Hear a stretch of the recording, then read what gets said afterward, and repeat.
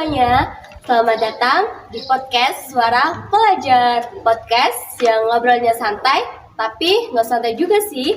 Kenalin, aku Farah Linda sebagai host dan aku mendatangkan 3 narasumber keren-keren nih. Hai, aku Amira. Hai, aku Anjas. Hai, aku Alsamin. Dan sebelum kita mulai, aku mau nanya dulu nih ke kalian. Kalian pernah nggak sih ngerasa kayak, aku capek banget sekolah, tapi tiba-tiba tuh kalian tuh kepikiran kayak, tapi di luar sana tuh ada anak yang pengen sekolah, tapi tuh nggak bisa karena mungkin kurangnya fasilitas pendidikan atau mungkin mereka tuh terlahir dari keluarga yang kurang mampu. Pernah. Nah, dari sudut pandang sosiologi, kalau dilihat dari kacamata sosiologi ya, pendidikan itu bukan cuma soal masuk kelas, ngerjain tugas atau ngejar nilai. Pendidikan itu erat banget hubungannya sama kondisi sosial. Realitanya nggak semua orang tetap dari karya yang sama. Ada yang sekolahnya lengkap, AC nyala, wifi kenceng. Ada juga sekolahnya jauh, fasilitas minim, bahkan kadang gurunya kurang. Biasanya ya dipengaruhi sama ekonomi keluarga, tempat tinggal, dan lingkungan. Anak di kota jelas lebih banyak pilihan dibanding anak di daerah terpencil, dan ini bukan soal malas atau rajin, tapi soal kesempatan. Nah, jadi tuh sebenarnya pertanyaan tuh dari situ, dari penjelasan yang sudah Kak Anjas berikan itu berarti pertanyaannya tuh mulai muncul kayak sebenarnya pendidikan itu adil nggak sih buat semua orang?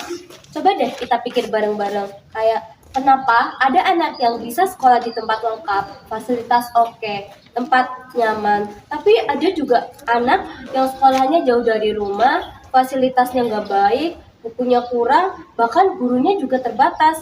Itu karena mereka kurang berusaha atau karena emang kesempatan itu emang dari awal tuh udah beda, Kak? Nah, itu ada dua. Pertama, dipengaruhi oleh ekonomi keluarga. Kedua, biasanya itu anak broken home atau anak yang ditinggal oleh orang tua kedua orang tuanya. Ada lagi satu, yatim piatu. Nah, berarti latar belakang keluarga itu sangat mempengaruhi pendidikan seseorang ya, Kak? Karena kan di dalam sosiologi nih, menurut aku, pendidikan itu kan berkaitan nih erat sama kondisi sosial. Jadi, sekolah itu bukan cuma soal anaknya rajin atau enggak, tapi juga soal dikasih peluang atau enggak kan? Ya. Terus menurut konsep sosiologi sendiri itu kenapa sih, Kak? Nah, jadi kan dipengaruhi oleh keluarga ya.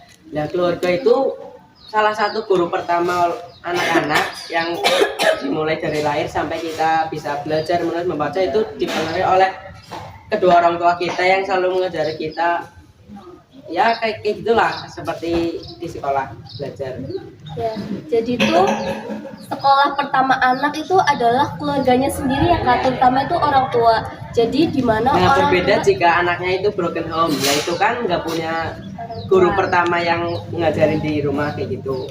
Berarti kalau semisal nih Kak, ini bukan bermaksud menyindir atau gimana ya untuk teman-teman yang mungkin sekarang Mohon maaf, itu cuma ini ya, ya cuma sudut dalam pandang dari keadaan sosiologi. mungkin yatim piatu gitu, kami bukan bermaksud menyindir atau bagaimana.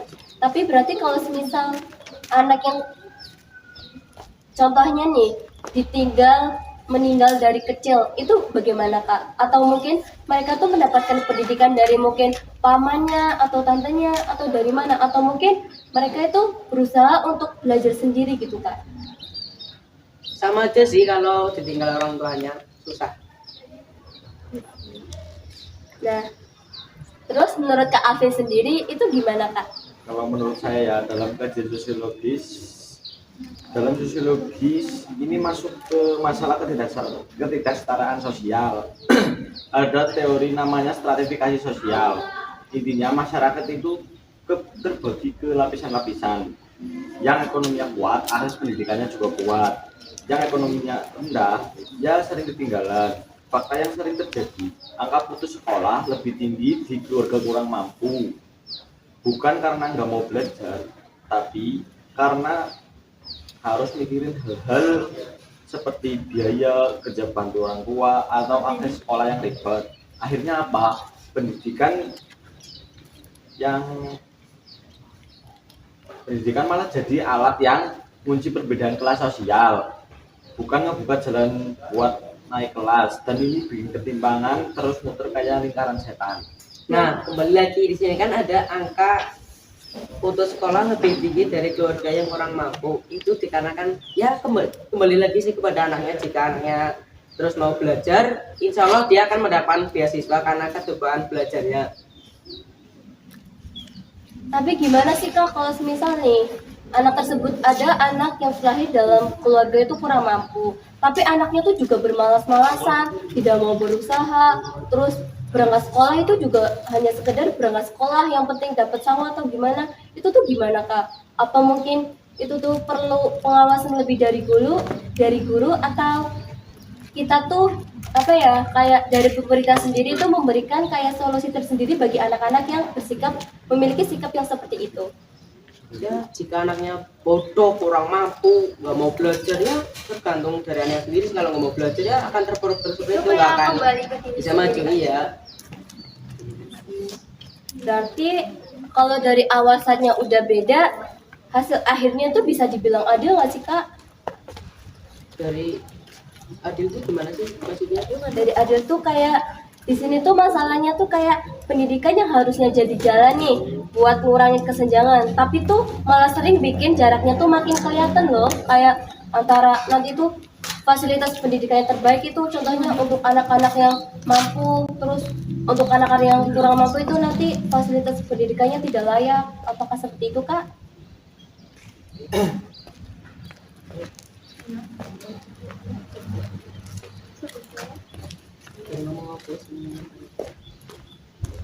Nah, terus pertanyaannya nih, kalau kondisinya kayak gini, apa sih yang bisa kita lakuin?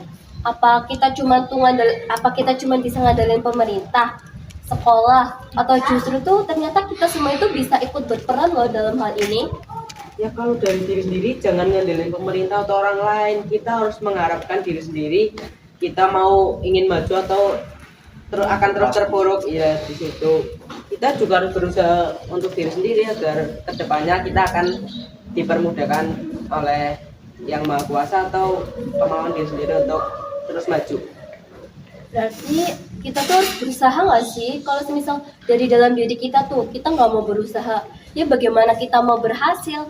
Semuanya itu berawal dari dalam diri kita sendiri. Jadi introspeksi diri itu pentingnya teman-teman, bukan sebagai tolak ukur kayak dia terlahir dari keluarga orang kaya, sedangkan aku terlahir dari keluarga orang mampu, terlahir dari keluarga yang kurang mampu, jadinya tuh aku nggak punya kesempatan. Padahal kita semua tuh punya kesempatan kalau kita tuh mau berusaha. Nah, anak yang kurang mampu sama yang mampu itu sebenarnya sama.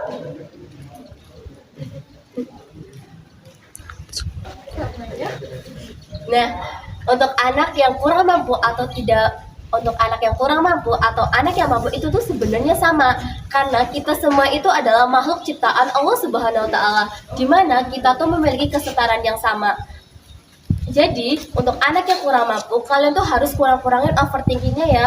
Intinya tuh harus berusaha, tetap semangat belajar, dan fokusin kalau semisal apa sih pendirian kalian sendiri tuh juga harus punya pendirian loh. Karena kalau semisal dari kalian gak punya pendirian tuh nanti tuh kalian tuh akan bingung gitu loh, kayak ini tuh arahnya kemana gitu. Nanti Gitu ya, akan Kak? muter sendiri malah bingung. Pokoknya kalian harus semangat. Nah, terus menurut aku nih, kan sebenarnya pemerintah itu kan memiliki program KIP, PIP, terus ada BLT, ada bantuan untuk keluarga yang tidak mampu, ada raskin. Itu tuh menurut kalian gimana sih? Terus apakah distribusinya itu kepada masyarakatnya itu sudah tepat sasaran atau belum? Jika dilihat dari yang beredar di internet itu kebanyakan malah salah sasaran, yang pemerintah itu ngasihnya malah orang Yang mampu daripada ke orang yang kurang mampu yang berhak mendapatkan itu. ya. Nah, jadi kalau semisal nih dari teman-teman kita tuh mungkin ada nih anak yang terlahir dari orang mampu, terus satunya kurang mampu, tapi ternyata tuh teman yang mampu itu mendapatkan PIP. Itu tuh seharusnya itu tuh salahnya siapa sih Kak? Apakah pemerintah sendiri yang mungkin kurang tepat sasaran dengan mungkin mereka harus terjun di lapangan secara langsung, atau bagaimana Kak?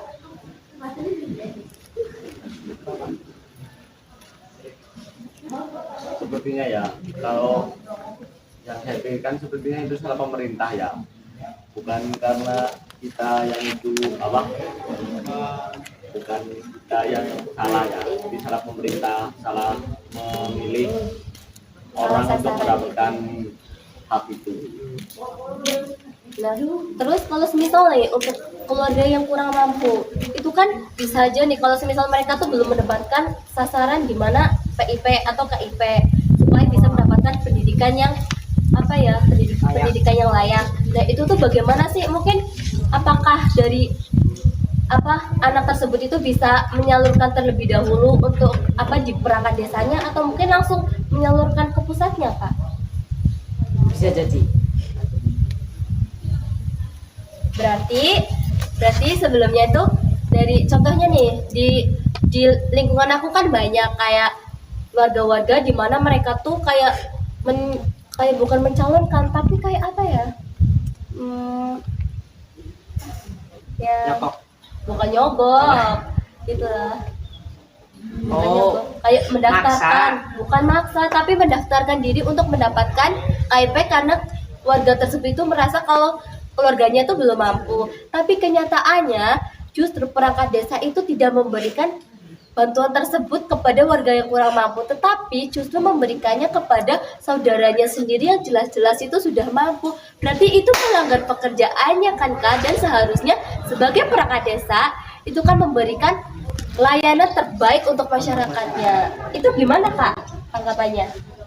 Ya kalau begitu perangkat desanya yang tidak adil ya kan, Ya, itu bisa laporkan, di penjarakan. Demo. Ya. ya kalau dipenjarakan itu susah karena perangkat desa itu punya pangkat. Iya sih, tapi menurut aku sendiri di Indonesia itu belum adil nggak sih? Karena kan biasanya kan kalau semisal nih contoh koruptor aja di Indonesia itu tuh justru yang korupsi bertriliun itu sampai triliun itu cuma dipenjara beberapa tahun, sedangkan merugikan untuk masyarakat Indonesia. Itu menurut kakak tuh bagaimana ya?